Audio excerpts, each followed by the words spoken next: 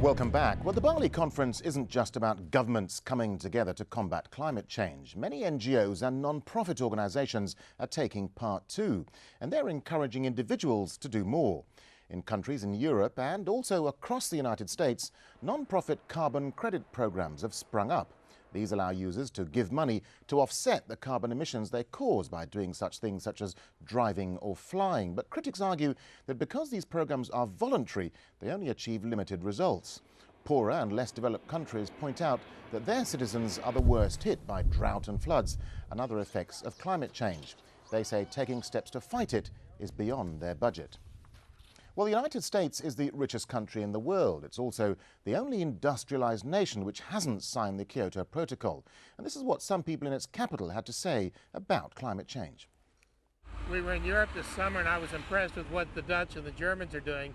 Clearly the US and China are not doing anything, so they can't be doing enough. People continue to waste energy. They don't buy the most energy efficient appliances. They drive their vehicles too much, buy cars that don't get good enough fuel economy. This is going to be a solution where governments will respond to what the people and the population as a whole are willing to do, and this country has a long way to go.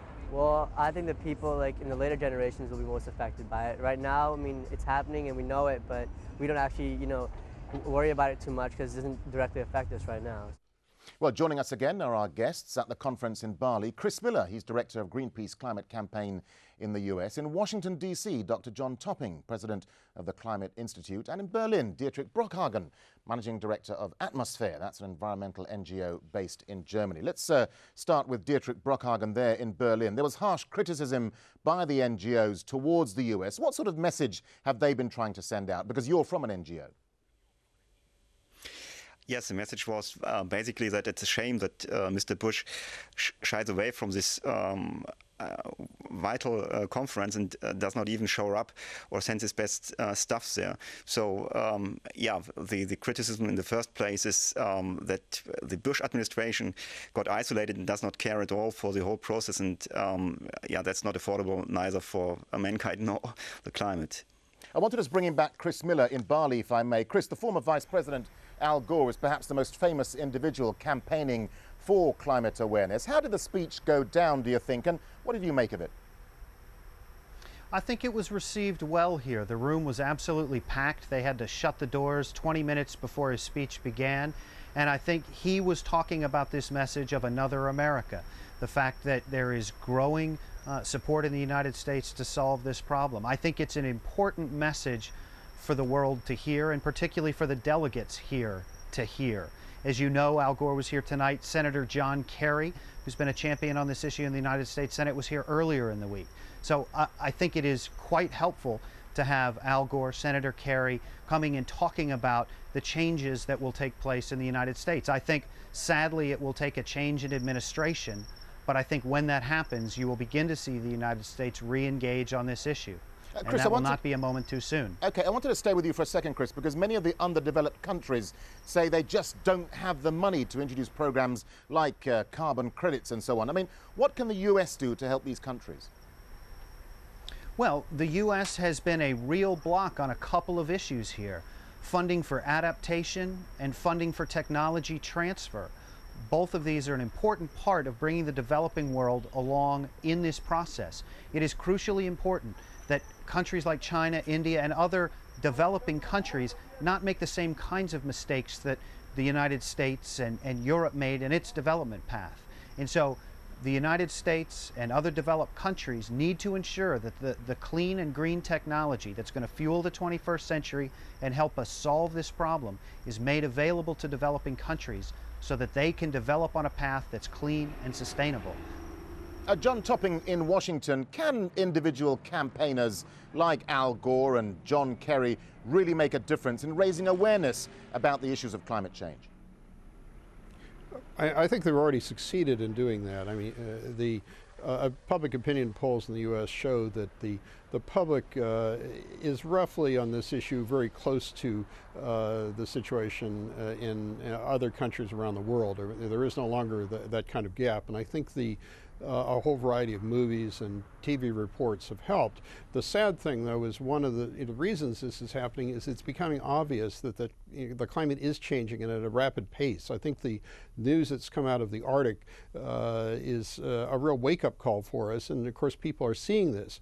What's important, though, now is that we start thinking smart around the world. I don't think we can wait for the negotiations. We're facing a situation where the coastal cities of the world are really in severe danger, and that's true whether you talk about Miami or New Orleans or whether you talk of cities in the Middle East and coastal areas because of the potential melting in Greenland.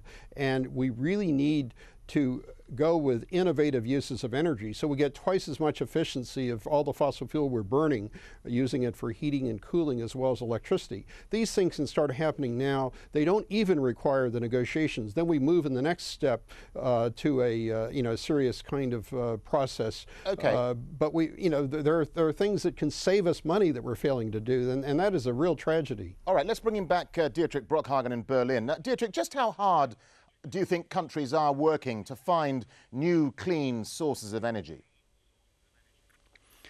Well, it depends on the country. I think some of them have already found out that they can earn quite a fortune with this type of technology. So they are eagerly negotiating and trying to support their industries. And that's particularly true for Germany, which has built a large industry for photovoltaics and wind power. And of course, will also earn money from exporting those technologies. Other countries which haven't been so proactive so far probably are less pronounced in the negotiations. Chris Miller in Bali, there's a big difference between those rich countries like the US, where people are very hesitant to change their way of life. Then there are those people in poor countries who need to chop down trees just to survive, just to live every day. How do you reconcile both sides of that coin?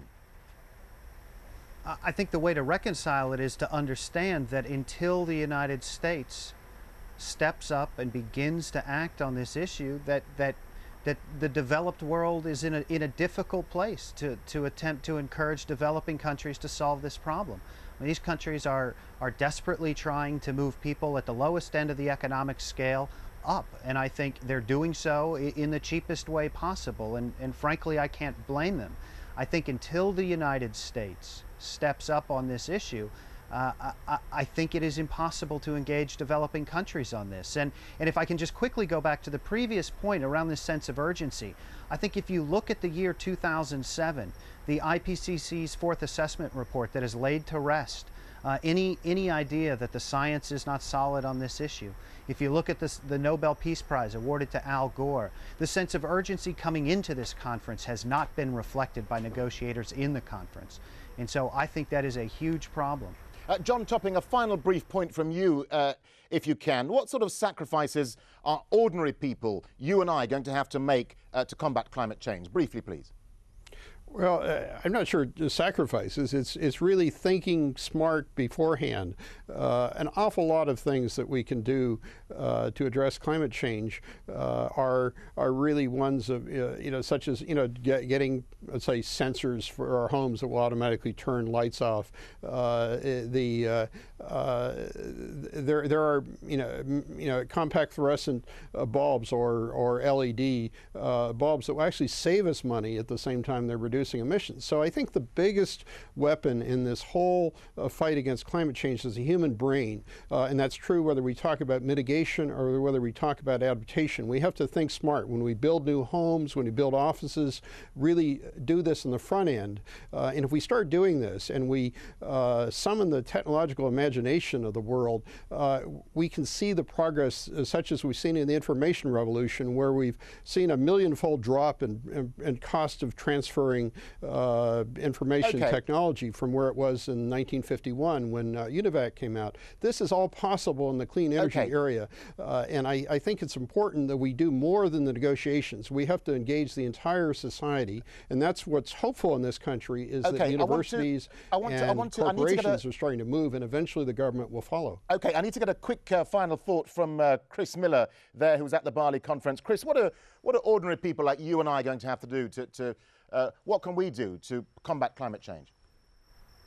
Look, I think there are choices that we all make every day in our lives that help lead us to solutions here, whether it's the kind of car you drive, whether you choose to take public transportation, you know, whether you choose to install compact fluorescent light bulbs. What we do know is the technology is on the shelf to really begin to make big strides on this problem.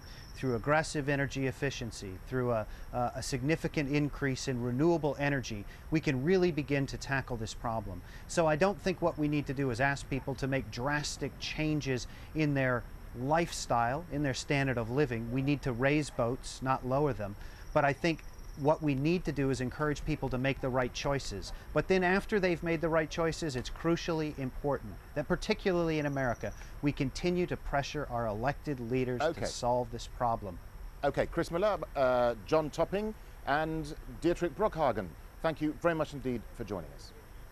And thank you so much for joining us here on this edition of Inside Story. We, of course, welcome your comments and your suggestions. Please email them to us at insidestory@aljazeera.net. From the whole team here, goodbye for now.